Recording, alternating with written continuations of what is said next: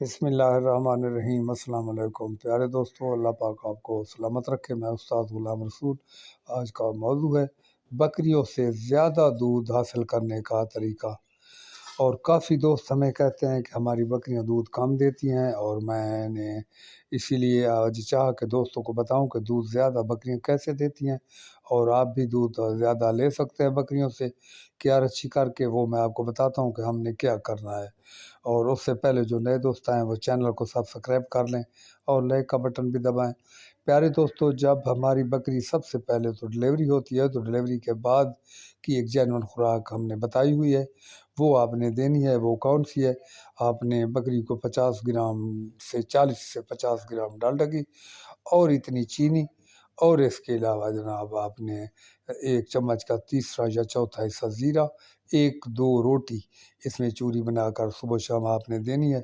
اور آپ جب یہ 1 ہفتے تک خوراک دیں گے تو آپ کی بکری بعد میں انشاءاللہ دودھ پورا دیتی رہے گی۔ ہاں، یہ چیز ضرور ہے کہ آپ نے خوراک کا دھیان دینی ہے۔ خوراک آپ نے جیسا کہ خشک چارہ بھی ضروری ہوتا ہے، کم از کم 50% آپ چاہے تو سبز چارہ خشک چارے میں مکس کر بھی کھلا سکتے ہیں، اور علیحدہ علیحدہ بھی کھلا سکتے ہیں۔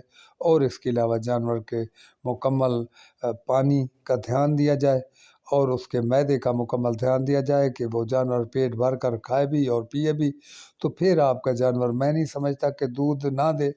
البتہ اگر آپ کا جانور 2-3 ماہ کے بعد دودھ کم کر گیا ہے تو پھر بھی آپ وہی نسخہ استعمال کر سکتے ہیں جو آپ نے ڈلیوری کے بعد میں کیا تھا، اور انشاءاللہ تعالیٰ آپ کی بکری پھر دودھ زیادہ ہوتے رہے گی۔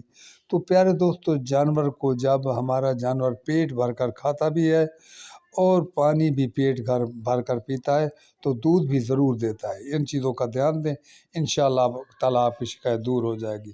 اب اگلی ویڈیو تک کی اجازت چاہتا ہوں۔ اللہ حافظ۔